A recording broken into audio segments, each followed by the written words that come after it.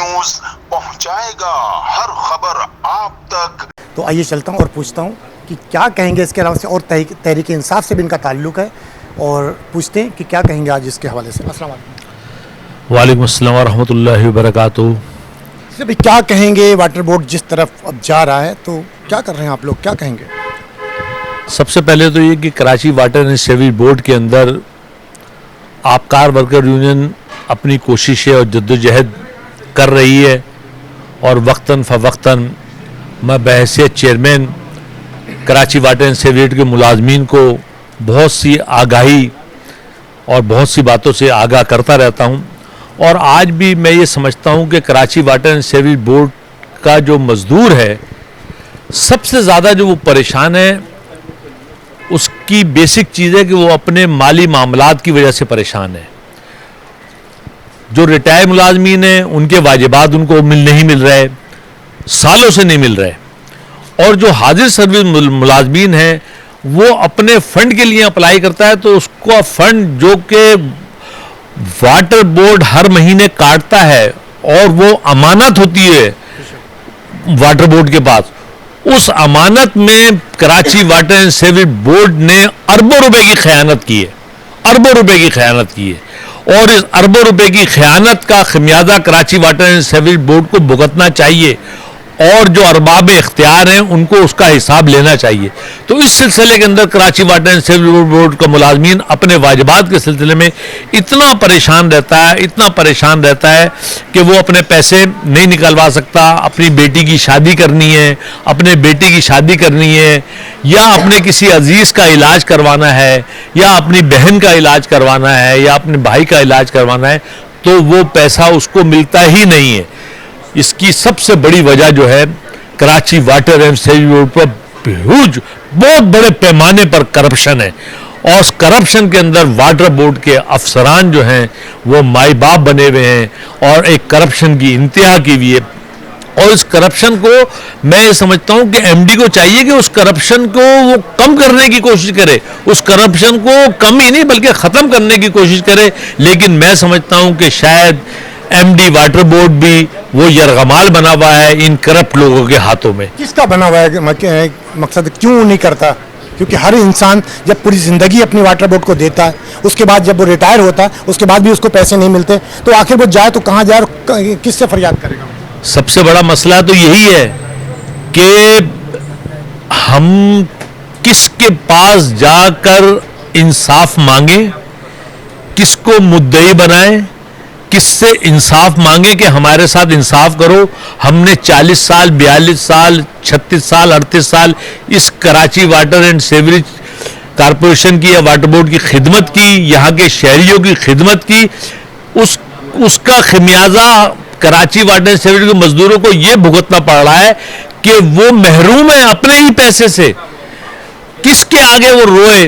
वो सिर्फ वो, मैं तो समझता हूं कि वो सिवाय बद्दुआएं देने के इन अफसरान को उसके पास कोई चारा नहीं है, कोई किरदार नहीं है। एक सीबीए है जिसको वो जिता के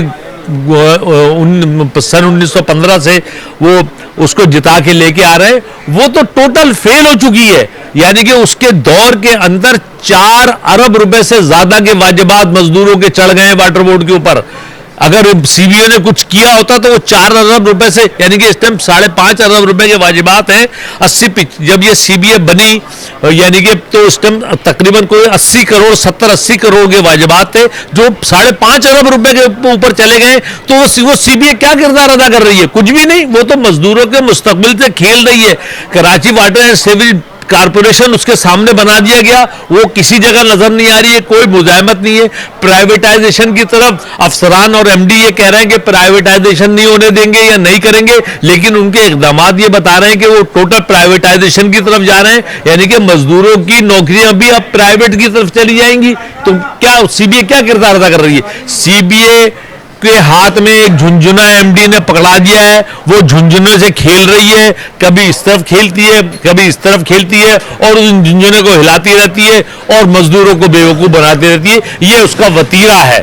सर, मुख्तलिफ तंजीमें हैं यहाँ पे, चेयरमैन भी हैं, आप पीटीआई से हैं, एमकेएम भी है, और भी तंजीमें, तो वो लोग क्या कर रहे हैं? क्यों नहीं उन गरीबों के लिए आवाज़ उठाते हैं, या आवाज़ उठा के खाली नूरा कुश्ती चल रही है। देखिए, मेरी यूनियन जो है उसमें मुख्तलिफ पार्टियों के लोग हैं, यानी कि यही नहीं, अब जैसे मैं कराची वार्डन से आपकार वर्कर यूनियन का चेयरमैन हूँ, मेरे साथ पीपल्स पार्टी के लोग भी हैं, मेरे साथ एमक्यूएम के लोग भी हैं, मेरे साथ और दूसरी जमातों के लोग भी हैं, मैं खुद पीटीआई का एक जिम्मेदार भी हूँ सिंध का।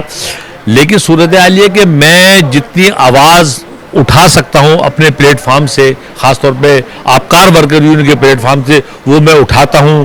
एमडी से मीटिंग भी करता हूं, कुछ चीज़ें हम कराते भी हैं, कुछ दिलवाते भी हैं। एक मिसाल के तौर पर आज से 2-2.5 साल पहले मैंने वर्दी का एक ऑर्डर करवाया एमडी वाटर बोर्ड से। आज तक एमडी वाटर बोर्ड ने उस पर इंप्लीमेंट नहीं किया, यानी कि वो वर्दी के पैसे जो 3-3.5 हज़ार रुपए जो तकरीबन कोई 3-3.5-4 हज़ार मुलाजमीन को मिलने थे, वो आज तक नहीं मिल सके। हाँ, 20% कमीशन जो है वो जरूर जहां पहुंचना है वहां पहुंचेगा हर सूरत के अंदर। सर रशीद साहब, सवाल तो यही पैदा होता है कि आप चेयरमैन हैं, जब आपकी आवाज़ नहीं सुनी जाती तो फिर किसकी आवाज़ सुनी जाएगी? सर, यहां पर उसकी आवाज़ सुनी जाती है जो उनको पैसा खिलाए। यहाँ पर कुछ अफसरान ऐसे हैं जो पैसा ऊपर तक पहुंचाते हैं। अब ऊपर तक तो मतलब है, आप ये कहें कहाँ तक ऊपर जाता है, तो मेरा तो कहना ये है कि प्यून से लेके और बाइडेन तक, मैं तो इसको बाइडेन तक गिनता हूँ कि बाइडेन तक को भी पैसा खिलाया जाता होगा यकीनी तौर पे। यानी मेरी अपनी जाती राय ये है कि यही मैं सोचता हूं। तो भाई, मैं यहाँ पर सारे का सारा आवे का आवा बिगड़ा हुआ है। हम इसको अपनी जद्दोजहद और कोशिशें कर रहे हैं। आपकार वर्कर यूनियन अपने प्लेटफॉर्म से कोशिश कर रही है कि अल्लाह के बंदो, कबल इसके कि अल्लाह का अजाब नाजिल हो, कबल इसके कि मजदूरों की आहें ये आपको लगे, आपके बच्चों को लगे। उन करप्ट तरीन अफसरान, याद रखिएगा, ये करप्ट तरीन अफसरान के औलादे भुगते। अब वो दौर खत्म हो गया कि बाप करता था तो बेटा भुगतता था, नहीं, अब तो बाप करेगा और बाप ही भुगतेगा। अब वो वक्त आ गया है। तो ये अफसरान को ये चाहिए कि ये करप्शन को खत्म करें Karachi water and sewerage board से, और अगर बिल्कुल नहीं खत्म कर सकते तो उसको मिनिमाइज तो करें। खुदा के लिए, आपने पूरा शहर तबाह कर दिया सीवरेज के मामलात के अंदर, वाटर के मामलात के अंदर पूरा शहर तबाह कर दिया। 1 रुपया, एक कतरा पानी का आप 18 साल में नहीं बढ़ा सके, और जो फेडरल गवर्नमेंट ने आपको 12.5 अरब रुपए की ग्रांट दी थी K4 के लिए कि भाई उसी की तहकीकात कर लो कि वो 12.5 अरब रुपए सिंध गवर्नमेंट को दिए थे वो कहां चले गए, वो सिंध गवर्नमेंट की किन जेबों में चले गए, वो उम्र अयार की जंबील थी क्या थी जिसमें चले गए वो, और वो सब खा पी के बराबर कर दिए। भाई उसका ही कोई हिसाब दे दो। मजदूरों के अरबों रुपए तुम पर चढ़े हुए हैं, मजदूरों के अरबों रुपए कैसे वापसी करोगे? कोई प्लानिंग नहीं है किसी किस्म की भी। हर महीने ये कह देते हैं कि हम 25 करोड़ रुपए 20 करोड़ रुपए मजदूरों को देंगे और पैसे वो दे दिए जाते हैं ठेकेदारों को। मेरे भाई, उन ठेकेदारों को मुझे काम तो दिखा दो कि कौन से ऐसे काम करवा रहे हैं ये, कोई एक काम बताएं। वहां जाली फाइलें बनाने में मास्टर हैं, काम होगा नहीं। जाली फाइलें खूब धड़ से धड़ जाली फाइलें बना दी। जमीन के अंदर क्या चीज दबा दी गई कुछ नहीं पता, जमीन के अंदर कितनी खुदाई की गई, कितने फीट कुछ नहीं पता, कितने इंच का पाइप डाला गया कुछ नहीं पता, डालते पाइप कुछ और है निकलता कुछ और है। तो मेरे भाई, एक करप्शन का बाजार है। ये पैरा 58 क्या है? पैरा 58 तहकीकात तो करें पैरा 58 की। ये जो हमारे यहाँ इतनी लाइन फोर्सेस एजेंसीज हैं या इन्वेस्टिगेशन एजेंसीज हैं या नैब है या एंटी करप्शन है, ये तहकीकात तो करेंगे भाई पैरा 58 है क्या और किस बुनियाद पर उसको लागू होना चाहिए। लेकिन भाई यहाँ तो मतलब है अंधेर नगरी और चौपट राज है, सिर्फ तबाही और बर्बादी। वाटर बोर्ड का मुकद्दर ऐसा है लिखी हुई है। और याद रखिएगा, Karachi water and sewerage board की तबाही है, उनके मुलाजमीन की तबाही नहीं है, ये कराची शहर के शहरियों की तबाही है। ये कराची के शहरी जो पैसा टैक्स की मद में देते हैं वो सारा पैसा खा लिया जाता है। एक बहुत बड़ी रकम जो है वो, मैं तो उसको भत्ता कहूँगा भाई, कि 20% भत्ते की सूरत में वो अदा हो जाती है और वो भत्ता खा दिया जाता है। और जो मजदूरों को मिलना चाहिए वो उनको पेमेंट मिलता है, सिर्फ थोड़े से पैसे उनको खामोश कराने के लिए। लेकिन एक्चुअल ये जंग लड़नी जो चाहिए थी, वो एक्चुअल जंग लड़नी थी CBA ने, जो कलेक्टिव बार्गेनिंग एजेंट है, जो रेफरेंडम जीत के आई है, ये जंग उसकी थी। ये जंग उसने लड़नी है, लेकिन बदकिस्मती से उसके दौर के अंदर ही 5 अरब रुपए चढ़ गए, यानी कि उनके तीसरा दौर है ये, इस तीसरा दौर में मजदूरों के 5 अरब रुपए Karachi water and sewerage board में चढ़ गए। तो मैं तो इसको टोटल सीबीए की नाकामी कहूंगा, ये टोटल नाकामी है। और मैं Karachi water and sewerage board के मजदूरों से भी कहूंगा कि खुदा के लिए आइंदा जब रेफरेंडम हो तो सोच समझ के, अकल से और दिमाग से को इस्तेमाल करते हुए वोट दें। ऐसे लोगों को वोट देने की कोशिश करें जो कि आपके शाना बशाना खड़े हों, आपका हक आपको दिलाए, और आपको अपना हक दिलाने में अगर उनको कोई नुकसानात भी होता है तो उस नुकसान की परवाह नहीं करें वो कि उनको क्या नुकसान होता है, नहीं, बल्कि वो हक दिलाए उनको, और दिलाया जा सकता है। बहुत बड़ी ताकत होती है सीबीए, लेकिन यहाँ पर नाअहल लोगों के हाथों में अगर कोई चीज़ आ जाती है, वो बंदर के हाथ में अदरक आ गई है तो उसको पता नहीं लग रहा है, तो यहाँ ये सूरत हाल है। तो मैं समझता हूँ इस सूरत हाल को तब्दील होना चाहिए और Karachi water and sewerage board के मजदूरों को उनका हक मिलना चाहिए। और एक मामला मैं और ख़ास तौर पर इस पर डिस्कस कर दूँ कि Karachi water and sewerage board का मजदूर जो है वो सबसे ज़्यादा जो परेशान होता है वो उस वक्त परेशान होता है कि जब उसका बेटा या बेटी या उसकी माँ या उसका बाप या वो खुद शदीद किस्म की बीमारी में मुब्तला हो जाए और वो हॉस्पिटल के गेट पे पहुंचे, हॉस्पिटल के गेट पे पहुंचे और हॉस्पिटल के गेट से उसको ये कहा जाए कि जनाब हमारे पास बेड नहीं है। खास तौर पे हिल पार्क अस्पताल, क्योंकि हिल पार्क अस्पताल के अंदर हमारे एक साबिक मिनिस्टर साहब हैं, उन साबिक मिनिस्टर उनके बेटे की शायद मेरे ख्याल में कुछ शेयर होंगे या पार्टनरशिप होगी या दोस्ती होगी। वो अस्पताल हिल पार्क अस्पताल ऐसा है कि जिसने, मैं अपना बता दूं कि मेरे वालिद को खुद ये कह दिया था कि यहां बेड नहीं है। सीबीए का ये काम है कि हर दूसरे दिन, बल्कि मैं तो कहता हूं इंतजामिया को एक कमेटी बनानी चाहिए जो हर अस्पताल का विजिट करे और वो चेक करे कि हमारे कितने बेडों का इनसे मुआहदा हुआ हुआ है और कितने बेड इस टाइम वहां पे हमारे पेशेंट मौजूद हैं।